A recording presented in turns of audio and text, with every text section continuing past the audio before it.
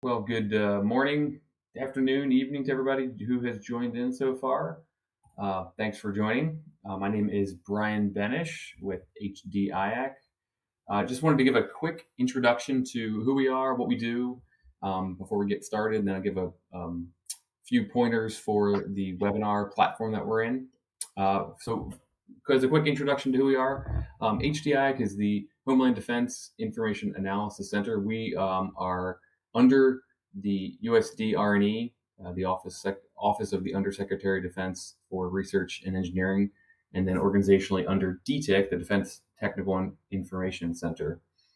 We support those in the Homeland Defense domain within the kind of DoD research engineering community by conducting information research on a variety of technical topics. We have technical staff with us who understand the where different information lies, can help you find information on any of your Homeland Defense related topics of interest. And so we host these webinars as a way to increase awareness about information that's being done within that Homeland Defense domain to help eliminate maybe some redundancy, foster some collaboration, and just again get the information out there for work that's being done in this case by Dr. Huan. So I'm pleased to have Kevin here with us to do this presentation. For those who are in the AnyMeeting platform, just want to give a couple quick pointers for that platform. First, I want to direct your attention to the top, should be the top middle of your screen, where you should see a little chat icon. When you hover over that, that should say something to the effect of submitting a question. At any time during the presentation, I would encourage you to go ahead and enter in a question you might have, and that'll put that in queue for the Q&A portion that we'll be conducting at the end of the presentation. So after Kevin is finished with this presentation, we'll start going through those questions that were submitted in the order that they were submitted. So again, anytime during the presentation, please click that submit question button, enter your question, and submit it there. I do want to distinguish that from the chat section, which should be on the left-hand side of your screen. If you do have any questions you'd like to ask the presenter, please don't put them there. Please try to put them, submit them through that question portal that I just mentioned a minute ago. Should be the top middle of your screen. And I think that about covers the basis for what we're going to for this system and for the just general flow of the presentation. So I'm going to go ahead and mute myself and hand the balance of the time over to Kevin, and I'll jump back in at the end for Q&A. So Dr. Yuan, the floor is yours. Great. Thank you so much for introduction, and thank you everybody for attending this webinar. So today I'm going to talk about the new hydrogen sources. As you can see the title, while most of the researchers, they are focusing on producing clean and economic hydrogen as surface facilities, we believe that we can produce even cleaner and more economic hydrogen from subsurface. In my opinion, this kind of new hydrogen sources and the new technologies has the potential to revolutionize both petroleum and hydrogen industry. So before talking about the new hydrogen sources, I would like to just briefly talk about the research areas in my group. My education background is petroleum engineering. So previously, I was working on producing oil and gas from the subsurface reservoirs, subsurface flows, and how the petroleum is generate, migrate, and accumulate in the petroleum reservoirs. So now we are working on the clean energy and the environment closely related with subsurface. So more specifically, I'm working on the in-situ hydrogen generation from petroleum reservoirs. I call it HOPER, and also the natural hydrogen production from Earth's subsurface. I call it HOPES. So this is the reason why our group is called the HOPE group. In addition, we are also working on the CO2 and hydrogen geological storage and the methane leakage from the offend wells. So you can see all the research is closely related with the subsurface energy and the environment. So here's the outline. First of all, I will discuss the big picture, the role of the hydrogen in the ongoing energy transition. I will also discuss the existing hydrogen production technologies, their advantages and disadvantages, why it's hard for them to achieve the national goals to reduce the hydrogen cost. Following that, I will discuss two different hydrogen sources and technologies. So they are the in-situ hydrogen generation from petroleum reservoirs. Depending on different reservoirs, we have different approaches. I will also discuss the natural hydrogen production from the Earth's surface, subsurface. And finally, I will give a brief summary. So why hydrogen?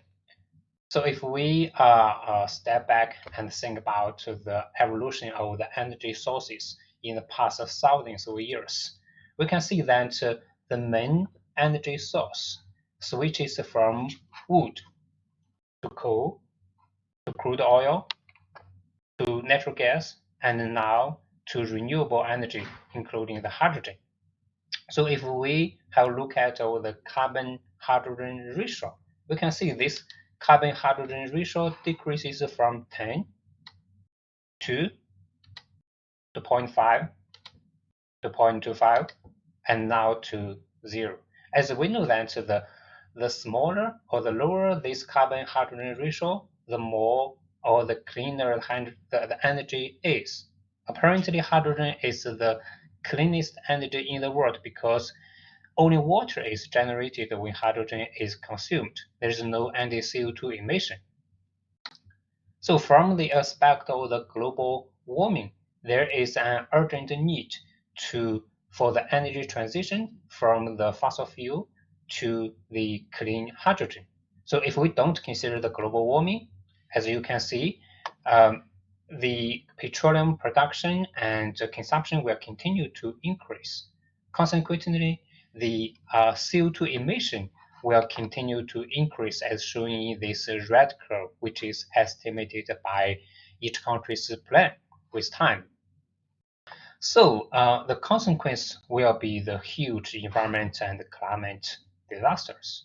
So we need to, in order to control the global warming or to limit the global warming to below 2 C degree or 1.5 C degree, we need to significantly reduce the CO2 emission by tens of gigaton per year.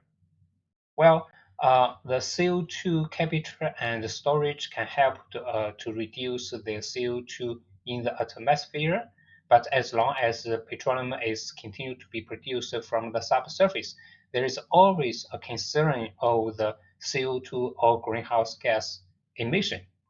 So the alternative energy and the clean energy such as hydrogen should be produced to meet the increasing energy demand and also to mitigate the global warming issue. So the best thing to do, in my opinion, is not to kill petroleum companies or petroleum industry. Instead, the best thing, in my opinion, is to provide strong motivation for the petroleum companies to use their advantages, the assets, infrastructures, skills to produce the low cost and clean hydrogen to accelerate the energy transition. So from another aspect, how much hydrogen we will need in the near future? Well, overall, there will be about 8-fold increase of the hydrogen demand by 2050 in a variety of areas and applications. So considering this fast increase of hydrogen demands, we have to make sure that the hydrogen cost should be below $1 per kilogram hydrogen in 1 decade. That is the national goals from the Department of the Energy in the USA. So the question is, can the existing technology for hydrogen production achieve this goal in 1 decade? Well, maybe before we answer this question, we can have a look at what are the existing hydrogen production technology available. So depending on different technology, different CO2 emission, we use different color for different hydrogen. For example, the green hydrogen, that is from the coal gasification and steam-methane reforming without CO2 capture and storage. So we call it gray hydrogen. Actually, the co-gasification hydrogen generated from this technology is the cheapest without CO2 capture and storage. However, this is not widely used in the US. The major reason is there are 20 times more CO2 than hydrogen generated. Well, if we consider the CO2 capture and storage, the cost of hydrogen is much higher. So the second hydrogen is blue hydrogen from steam-methane reforming with CCUS, CO2 capture, utilization, and storage. So more than 95% hydrogen in the US is generated through the SMR. However, this technology suffers from two major issues. So one is this technology is actually a very mature technology. It's extremely hard to significantly reduce the hydrogen cost using this technology. So the current cost of the hydrogen from this technology, the blue hydrogen, is about $2 to $4 per kilogram hydrogen. So it's still too much high. Yeah. Second issue is that, as you can see, CO2 is generated through the SMR. So this technology is not environmental friendly. There is about 10 times more CO2 generated than the hydrogen. Ironically, the most recent research conducted by two researchers in Cornell University and Stanford University, they showed that the blue hydrogen with CCUS actually generates 20% more greenhouse gas footprint compared with simply burning methane. Yeah. So the third hydrogen is green hydrogen, which is from water electrolysis. For the long term, this will be very promising technology, but currently there is only about 1% hydrogen is generated using water electrolysis in the USA. So the reaction is actually simple. Water is split to be free oxygen and hydrogen with electricity and a catalyst. So there's no CO2 emission in the hydrogen generation. However, CO2 may be emitted in the related process, for example, the electricity.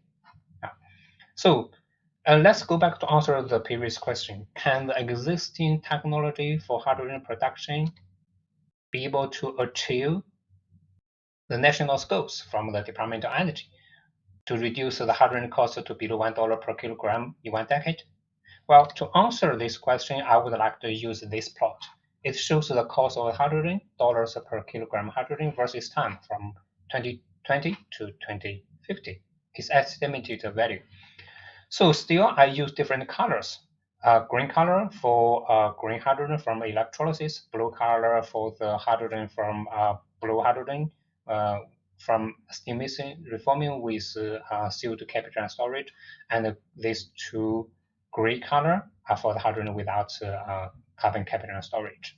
Solid curves are the average cost from the average location, while the dashed curves are for the lowest cost from the optimal location. So as you can see, by 2030, if we use the water electrolysis, well, even the cheapest hydrogen from water electrolysis is still higher than $1 per kilogram hydrogen. We cannot achieve that. In effect, the cost of water electrolysis is mainly from the electricity and fresh water, while the electricity is from the wind and solar energy. So if the price of the electricity cannot be reduced in the short term, let's say within 10 years, we cannot significantly reduce the hydrogen cost using the water electrolysis. What about the steam methane reforming, the blue curves? Well, the average cost, as you can see, is still very high. It's about $1, while the minimum cost may be close to $1. Yeah. So let's have a closer look at all the cost composition of the steam methane reforming. As you can see in this plot, the cost of SMR, the whole process, includes the cost from the natural gas production, the SMR itself, and the cost related with CO2 capture and storage here. So as you can see, the main cost is not the SMR itself. Instead, the main cost is actually from the cost of the feedstock, so natural gas, and CO2 capture and storage. So if the if the cost of the feedstock is about $1, it's extremely hard to reduce the hydrogen cost to below $1 per kilogram hydrogen. So a revolutionary idea is to move the whole process into reservoir. So we don't need to produce oil and gas to surface anymore. Instead, we will just reuse the oil and gas in reservoir for hydrogen production using a similar approach like steam-methane reforming or different approaches. And CO2 may be generated, but it's still within the reservoir. We don't produce CO2 anymore to surface. So the whole process will happen in the reservoir. So this is a very new research area. So anytime when we propose a new research or new technologies, people will always ask like two major questions. So one is your technology clean? In other words, will the new technology be able to produce less or no CO2? How the cost of that? Is that possible to reduce the cost to below $1 in 1 decade? Well, to answer these two questions, or maybe these two criteria for the evaluation of our new technology, so let's generally talk about the two approaches or the two hydrogen sources from subsurface. So one is the in-situ hydrogen generation directly from petroleum reservoirs. Depending on different reservoirs, we are using different approaches, like the in-situ combustion gasification, the microwave-assisted catalytic heating. Well, overall, this kind of approach can be potentially low cost. The reason is we can reuse the existing infrastructures like the wells, the pipelines, to generate hydrogen within the depleted oil and gas fields or reservoirs. And it can also be clean because CO2 may be generated depending on different technology, but by using the downhole hydrogen membrane separator, we can only produce hydrogen to surface while leaving all the CO2 in the reservoir without being produced. So it can also be clean. So another new hydrogen sources from the subsurface is the natural hydrogen production from Earth's subsurface. So this kind of natural hydrogen is even cleaner than the water electrolysis. And there is no energy input, so it also meets the two criteria we just mentioned, the clean hydrogen, potentially low cost. So let's discuss them one by one. So first of all, for the in-situ hydrogen generation from petroleum reservoirs, let's first discuss the first approach, the in-situ combustion gasification. This approach is mainly used for the heavy oil reservoirs. So the general idea is actually very simple. We inject oxygen or air into the reservoir. We initiate the combustion process. So once oxygen is completely consumed, the temperature of the reservoir is high, so that the hydrocarbon and the water will react through the gasification process to generate hydrogen. Then we produce hydrogen from another well. Yeah. So as you can see, there are overall two stages. One stage is combustion, another stage is gasification. In fact, the combustion stage was previously used for heavy oil recovery, not for the hydrogen production. The combustion is also called the fire flooding. Yeah. So because of the heavy oil in the reservoir is very viscous, it's nearly immobile in the reservoir. So people inject oxygen or air to initiate the combustion to improve the temperature of the reservoir so that the heavy oil becomes mobile. Then heavy oil is produced. But accidentally, back to 1970s to 1980s, people accidentally found 10 to 20% more fractional hydrogen is produced in this kind of field pilot test. So remember, this kind of test is designed for heavy oil recovery, not for the hydrogen production. Yeah, but we do find a certain percentage of hydrogen. This also indicates that the in-situ hydrogen generation and production from petroleum reservoir is achievable. Yeah. And if we can further optimize the whole process or even redesign the whole process, we can achieve more hydrogen production at a lower cost.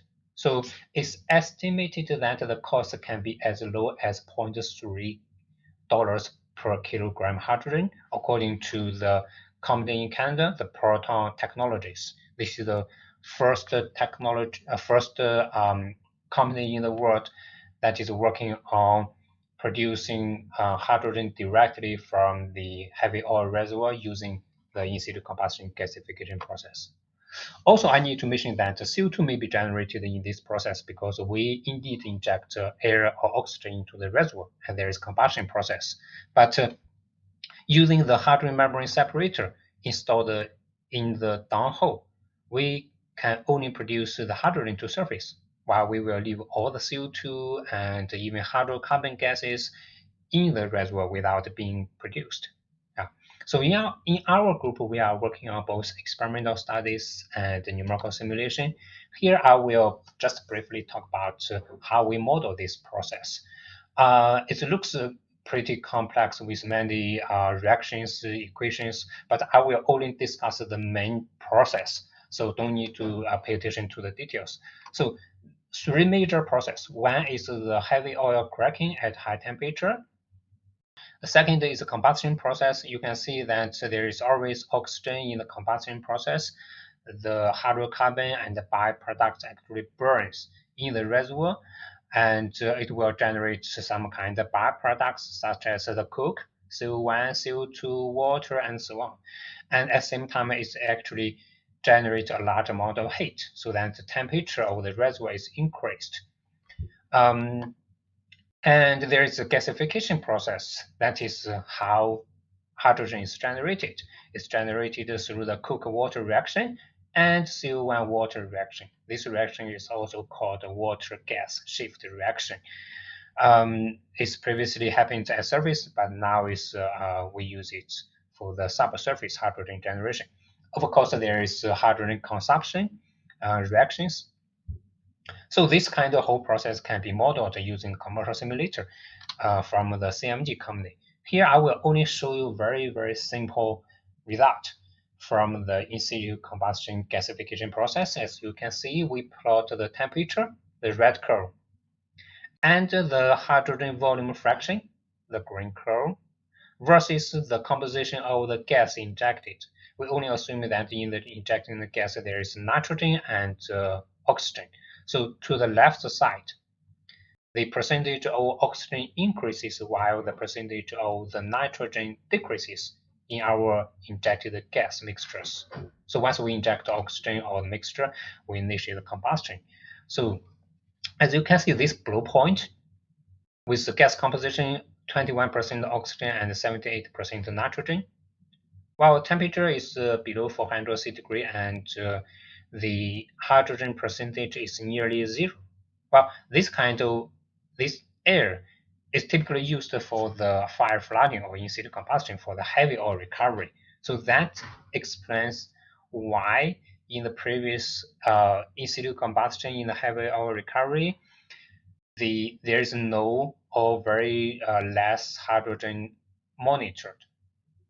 If we increase the percentage of oxygen in the injected gas mixtures in the combustion process, as you can see, temperature increases and hydrogen percentage also increases. It can be as high as more than 40% volume fraction in the generated gas mixtures. So this indicates that higher purity oxygen injection is favorable for hydrogen generation in the reservoirs. Of course, here I need to mention that we do not consider catalyst in the reaction process. If we consider to use catalyst to conduct this kind of research, both experimentally and numerically, it's possible to achieve even higher percentage of hydrogen at a lower temperature. So there are many challenges and open questions that need to be answered for this kind of new technology. For example, we know that the in-situ combustion gasification can be applied to the heavy oil reservoir, but can this technology be applied for the light oil reservoir, natural gas reservoir, or shale oil or shale gas reservoir? Well, in my opinion, it may be hard. The major reason is, well, it's hard to achieve the temperature required for the hydrogen generation in this kind of reservoirs technically. It's possible, but it's hard. Second question is how much hydrogen we can produce from the petroleum reservoirs. This definitely need the field pilot test. And third question is how to optimize this process, because we do need the combustion process to improve the temperature of the reservoir and initiate the gasification process. However, if the combustion is too much, well, even hydrogen is generated in the reservoir, it's completely consumed. So the gasification process will be less. So we need to balance combustion and gasification to make sure we can achieve high enough temperature, and also to make sure to improve the hydrogen yield in the reservoir. Also, there are many fundamental questions we need to answer. For example, what's the role of the natural catalyst in the rock minerals? What's the role of the artificial catalyst if we put this kind of catalyst in the reservoir instead of at surface? How the coupled multiphysics like the fluid flow, heat transfer reaction, solid deposition, and so on will determine the hydrogen yield. So they are all some kind of open questions that we need to answer. I will also talk about another approach, because as we mentioned here, for the light oil reservoir, natural gas reservoir, it may be hard to generate hydrogen using the in-situ combustion gasification. So last year we proposed a new approach, the Markov assistant catalytic heating. So the general idea is still very simple. We use the Markov to heat the metal catalyst in the reservoirs and to generate the hydrogen with a high temperature with the help of the catalyst to initiate the reactions between the hydrocarbon and water in the reservoirs. There is no field pilot test using this technology. However, in my opinion, this approach is technically achievable based on several evidence. So one evidence is that the Markov heating has already been used in the oil recovery process. For example, for the heavy oil reservoir, for the shale oil or shale gas reservoir, or oil shale reservoir, different reservoirs. Second evidence is that experiments at the surface conditions shows that a pretty high hydrogen can be generated from the cracking of the hydrocarbon using Markov.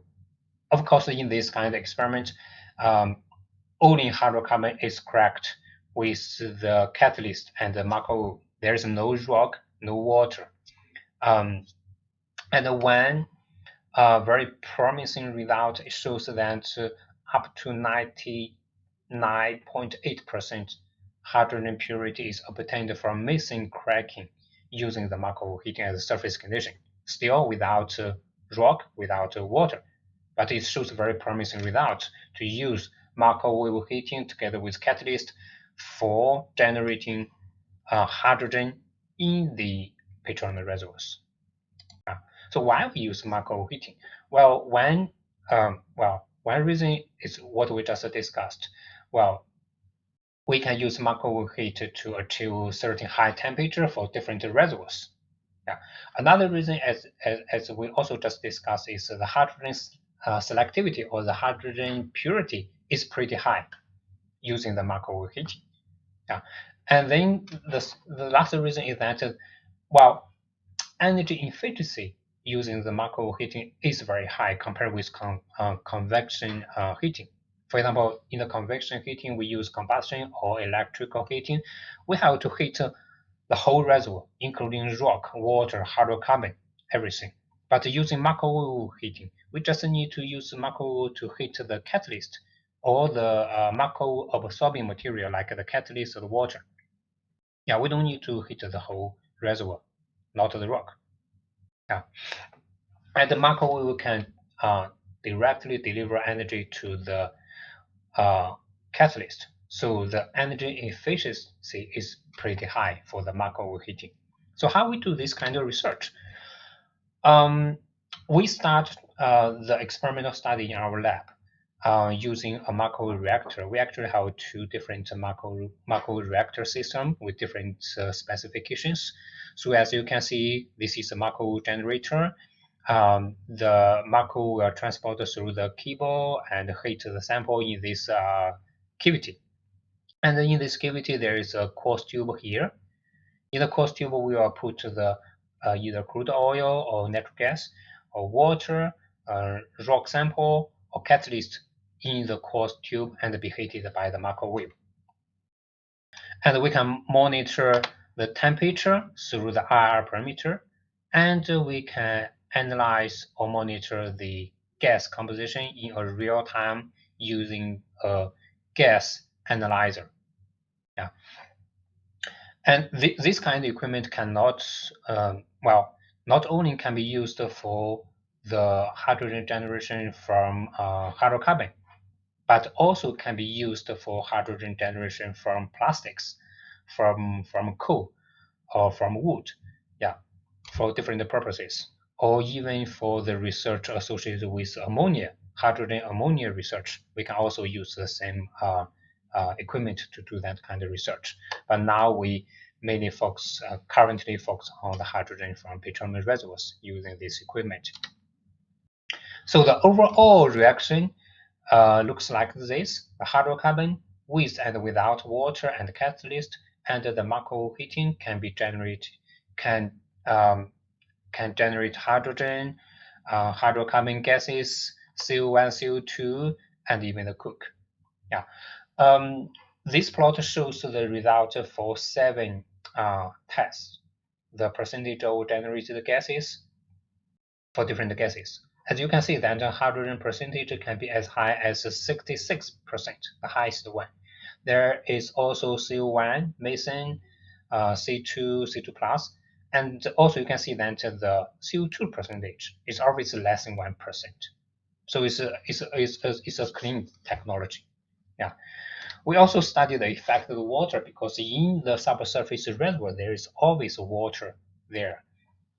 So we compared the results. As you can see, without water, at the end of the experiment at 40 minutes, the hydrogen, the amount of hydrogen is more than 200 milliliter per gram crude oil. But with water in our sample, the amount of hydrogen is nearly doubled. Yeah, additional hydrogen is actually generated from the water. You can see through these two reactions. Yeah. We also studied if we change the ratio of the water in the sample. For example, we change the water-oil ratio, how the hydrogen percentage will change. We use these three, the dotted bars, there's no water. The solid bar with the water-oil ratio is about 1, and the green bar, the water-oil ratio is about 1.4. As you can see, with water, well, a higher percentage of hydrogen is generated in the gas mixtures. Well, this shows a very promising result because we can use this technology, the macro heating, to generate hydrogen from the depleted oil and gas reservoirs. Yeah, and in the depleted oil and gas reservoirs, the water-oil ratio is pretty high. And again, we don't need to drill the new wells because we can just reuse the wells, the pipelines for the hydrogen generation in this kind of reservoirs, the depleted reservoirs. Yeah. Still, there are many challenges and many open questions we need to answer. We already know how much hydrogen can be generated in the lab scale, but so far we don't know how much hydrogen can be generated in the reservoir scale because there is no pilot test yet. And we even don't know the kinetics in the thermal cracking of the hydrogen because of the uniqueness of the macro heating. In fact, the kinetics for the macro heating at surface conditions with only hydrocarbon cracking is extremely hard to be obtained. Yeah, and not to mention the complicated conditions in the subsurface reservoirs with the presence of the water and the rocks. Yeah. we don't know how the macro can affect the rock properties. For example, how the macro will change the porosity, permeability, macro fractures of the rock. Well, we know that the macro fractures will be generated, but how the macro fracture network will grow with the macro heating and how it can help hydrogen generation and hydrogen transport, we don't know that yet. How to model this kind of process? The complicated coupled electromagnetic field, fluid flow, heat transfer reaction, the whole process at both lab and reservoir scale is unclear now. And also how the catalyst perform. We know some very good catalyst at surface conditions for the hydrocarbon cracking without water, without rock, but how this kind of catalyst perform in the subsurface, in the reservoirs, is actually unclear so far. So, so that is about the in-situ hydrogen generation. I would also take some time to talk about the natural hydrogen production from the Earth's subsurface. This is also a super exciting research area. Just last month, I saw an article written by Mr. Bill Gates. He also mentioned this kind of natural hydrogen from the subsurface and discuss its potential for energy transition. So we will discuss what is natural hydrogen, how is natural hydrogen is generated here, and why it's better than the existing hydrogen production technology, what is the potential, and in what kind of geological conditions and locations such natural hydrogen is monitored. And of course, we will also discuss the key questions related with natural hydrogen. Okay, so what is natural hydrogen? Well, natural hydrogen is also called gold hydrogen or white hydrogen. It's actually naturally generated in the deep subsurface by itself. Yeah. So this picture shows the burning of the hydrogen seeps in Turkey. It's believed that it has been burning for more than 2,500 years, and it's believed to be the source of the first Olympic flames. Yeah. So it indicates that there is either a large natural hydrogen reservoir in the subsurface, or the natural hydrogen is continually being generated and migrated to the surface. So how is it generated? There are many different mechanisms for the natural hydrogen generation in the subsurface. I will not read them one by one, but mainly discuss the first three mechanisms. So as you can see, the first mechanism is from the rock-water interaction. So the rock is mainly the ultrabasic rocks. Sometimes it's also called the ultramafic rock. So this reaction is a typical reaction for the water rock interaction to generate hydrogen, and this process is called the serpentinization process. This kind of reaction happens a little bit faster when the temperature is above 300 degrees. That corresponds to the depths below about 10,000 meters in the subsurface. Yeah, another mechanism is called the natural reductiolysis of the water. So water is just be split to be the oxygen and free hydrogen gas. Yeah. A third mechanism is called the degassing of the deep hydrogen. It's even deeper near the Earth's crust and metal. Yeah. So there are three major mechanisms for the natural hydrogen generation.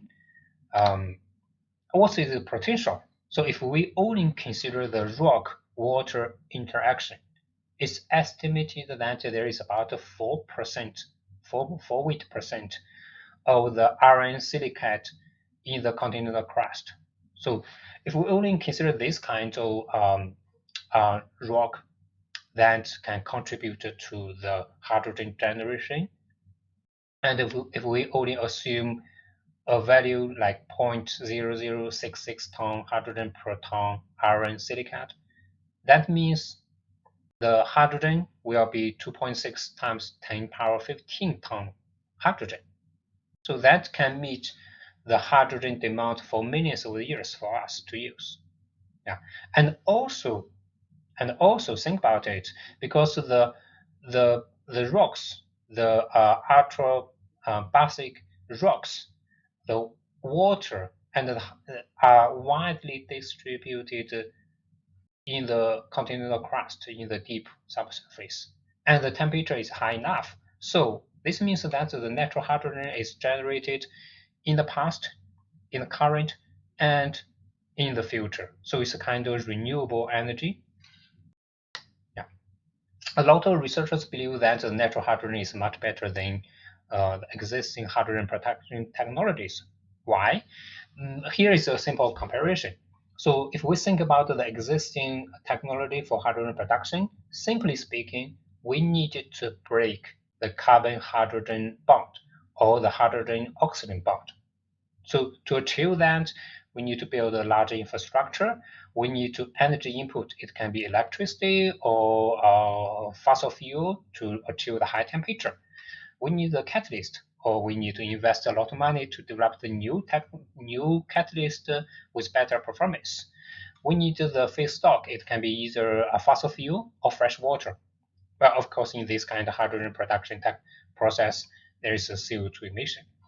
However, for the natural hydrogen from subsurface, as you can see, we don't need energy input to break the hydrogen-oxygen bond because it's naturally happened in the subsurface at a high temperature. We don't need the surface water input. We can simply use the water in the subsurface. No CO2 emission at all. And we don't need to provide the feedstock because the feedstock is naturally there, rock and water. So it's estimated that the cost can be as low as $0.8 per kilogram of hydrogen. So what we only need to do is to find out where the natural hydrogen reservoir is, drill the wells, and produce hydrogen to surface just as we are producing oil and gas to surface now. Yeah, where they are. Here it shows the geological conditions of the natural hydrogen is found. The reason I emphasize where they are found is that I want to distinguish where they are found and the natural hydrogen reservoirs. They are different. So actually, natural hydrogen is found in different scenarios, like in the surface, in the rift zones, in volcanic gases, and in different geological conditions like ore bodies on the gas reservoirs, coal basins, and salt deposits. So they are just where they are found, but they are not natural hydrogen reservoirs. So as you can see in this plot, it shows the percentage of the hydrogen found in different conditions. It's based on more than 300 data points, but even for this, we can see that the distribution of the hydrogen percentage in different conditions actually quite random. It can be below 10% or even nearly about nearly 100%. Yeah, still I need to emphasize that they are not from the natural hydrogen reservoir. We're not sure where the natural hydrogen reservoir is yet. And this plot also shows where the natural hydrogen is monitored. Yeah, you can see that in the Eastern Europe and Northern America here, there are more measurements. Yeah, but it does not mean the richness of natural hydrogen is higher in these kind of areas. Yeah, it just means that they did this kind of measurement. But in the US, you can see there are less measurements. Yeah. But there are indeed several recent exploration activities. For example, the first natural hydrogen well is drilled in 2012 in Mali, in Africa. And in that well, the first natural hydrogen well, 98%, nearly 100% hydrogen is monitored. And until 2018, in a paper, it mentioned that this ratio, this hydrogen purity is not changed. Yeah, it does not change at all. Yeah, recently there are 20 new wells drilled there. In Australia, there are about 4 to 7 companies working on the natural hydrogen. Just recently, in Europe, the company named 458 Energy began to work on natural hydrogen from 2017, and in Spain, the first natural hydrogen well is drilled in 2021, just last year. And in the US, you see the first well is drilled in 2018 in Kansas by a company, Natural Hydrogen Energy Company. And also Princeton Energy Company also began to work in this area. Yeah. So still there are many key questions that need to be answered.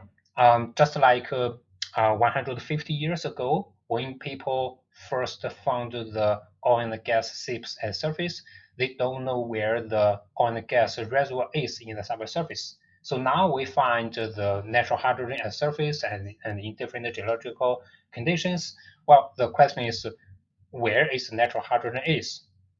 Or is there a natural hydrogen reservoir? Well, the natural hydrogen accumulating in the reservoir over the thousands or millions of years geological time scale. Yeah, we don't know that yet. How hydrogen migrate from the deep subsurface to the surface? How this kind of migration or accumulation are affected by different geological conditions like the faults, fractures, subsurface conditions, the rocks, and so on. So it's still unclear yet. So in summary, as we discussed before, the two hydrogen sources from the subsurface can be potentially even cleaner and more economic than the existing hydrogen production technology. And of course, this kind of new research area is still at the early stage. It's high risk and high payoff. Apparently, more research is needed on both the fundamental side and the technical development side. And also, I believe that we can see that this kind of new hydrogen source, cleaner, more economic from the subsurface, can actually provide strong motivation for the petroleum industry, the hardest energy sector for the CO2 emission reduction, to allow them to use their assets, their skills, knowledge, equipment, infrastructures, and so on, to produce clean hydrogen more economically from the subsurface, so that they can accelerate energy transition and to even lead the energy transition. So finally, I would like to thank the support from the MatchJack Faculty Fellowship and the support from the Department of Petroleum Engineering and College of Engineering at Texas Tech University. I would also like to thank CMG for the commercial simulator and my two students who are working on this kind of research. And I will be very happy to answer any questions you have. Thank you. Very good. Thank you, Kevin. Appreciate the presentation. We did have a couple questions come through, so I'm going to go ahead and just throw them up here in the interest of time since we're getting closer to 1 o'clock. And actually, do you mind, before I can share, could you turn off kind of your screen sharing?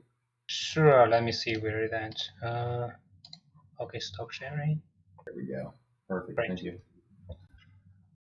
Okay. So again, as a reminder, there is a little question, or should be a chat icon at the top middle of your screen, and we encourage you to go ahead and enter your question there for Kevin to respond to. First one we had in queue here was just stating that hydrogen storage is a problem that does not exist for nuclear, which also is carbon free, and hydrogen oven isn't new. Mm-hmm. So could you comment maybe on that statement? Yeah. Well, that is a very good question. Yeah, I agree that the hydrogen from nuclear is indeed carbon free, yeah, it is carbon free, and as far as I know, that the cost so far is still high. It's for sure more than $1 per kilogram hydrogen. Yeah, so I'm pretty sure that a lot of researchers are working in that kind of area to reduce the hydrogen cost using the nuclear energy for the hydrogen production. Well, apparently that we with my background, we are not too much familiar with that kind of area. And it's really hard to comment too much on that area, but what we are now doing is we are using our own advantages because we are familiar with the subsurface, well, to kind of explore new hydrogen sources that is potentially low cost and even cleaner. So did I answer this question? Sure hope so. Since we don't have immediate feedback, I think that was sufficient. So no, I appreciate it, Kevin. All right, Thank you. Yeah, jump to the next one. All right, so the next question is stating that back in the 1980s, there was an interest in in-situ coal gasification. So Great. What happened there?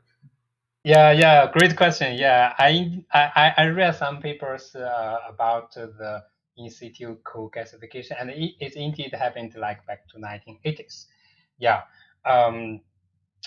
that process, well, indeed, is generate hydrogen there from the in-situ coal gasification. In my understanding, is well, the major problem is how to control the temperature. Yeah, temperature may be very hard to be controlled in this kind of process because there is coal. You inject oxygen, you initiate the you improve the temperature of the coal basin, but the temperature sometimes can be very high. You cannot control that. Yeah, and also as you can see, a large amount of CO2 is generated there. Yeah, there are still some ongoing research related with the in-situ coal gasification. Like in different countries. But so far, I'm not sure how low cost it will be from this technology. Right. Yeah. Okay. No, that's good. Appreciate it. There are no other questions in queue, so maybe I'll ask a question while to see if there's anyone else who wants to get one into you. You spoke about gold hydrogen and spoke a little bit about that and talked about some kind of open questions for it. If you had to speculate and kind of speak to the future of sort of tapping into gold hydrogen as an option, what would be your projection as to kind of where that might lead to? Oh, where to? As to whether that will be a viable option for energy source of tapping into this kind of gold hydrogen. Yeah. Well, I think first of all for the research side, for the research side, there are apparently a lot of research need to do to first of all to find out where most probably the natural hydrogen will accumulate in subsurface. Yeah, how the geological conditions, for example, the rift zones, the factors, the force will affect hydrogen accumulation and migration to the surface. Yeah, and also from another aspect, the collaboration between academia and the industry. I think there will be a lot of opportunities, especially for the whole petroleum industry, petroleum companies, to use what they already have, their wells, their infrastructures, their skills to kind of to do more exploration for the natural hydrogen, and then to just like to produce natural gas now, to produce natural hydrogen to surface. Then the cost, if they can find this kind of natural hydrogen reservoir with a certain high percentage, then I believe that the hydrogen cost can be greatly reduced, and of course the hydrogen is even cleaner. I think that is a kind of a future. Okay. No, that's good. Appreciate that. Well, we did get some other questions that came through as you were answering that one, so I'll jump over to the next one. So the next question is sort of a follow-on from your response a moment ago to the coal gasification. You basically said that you have a problem with temperature control, and so the question here is, wouldn't you still have the same problem with temperature control with subsurface H2 production? Yeah, this is a great question. Thank you so much, Albert. So the major reason for the temperature, the maximum temperature, is the amount of the carbon. So in the coal basin, the carbon, there is a high percentage of carbon and less hydrogen. But in the heavy oil reservoir, carbon hydrogen ratio is actually lower, and the maximum temperature we can achieve in the heavy oil reservoir is about 700 C to 800 C. We cannot achieve even higher temperature because what we call the high temperature oxidation, that is determined by that kind of reaction. So I think for the reservoir, we don't need to worry about the maximum temperature, especially for the heavy oil reservoir, we don't need to worry about that. Well, for the light reservoir, light oil reservoir or natural gas reservoir, well, that is a challenge because we cannot achieve a high enough temperature. The maximum temperature achieved in this kind of light oil or natural gas reservoir maybe just about 400 C to maximum 500 C. So we don't need to worry about the maximum temperature at all. And indeed, this kind of relatively low temperature may be a challenge for us to generate hydrogen there in the reservoir because temperature is not high enough.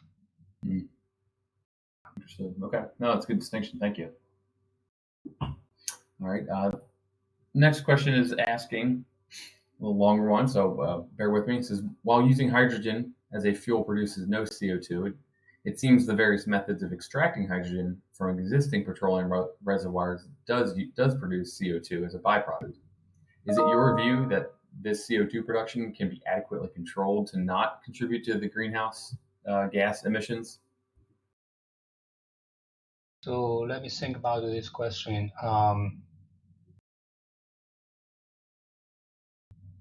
CO2 production can be actively controlled. Well, that's great. Good question. I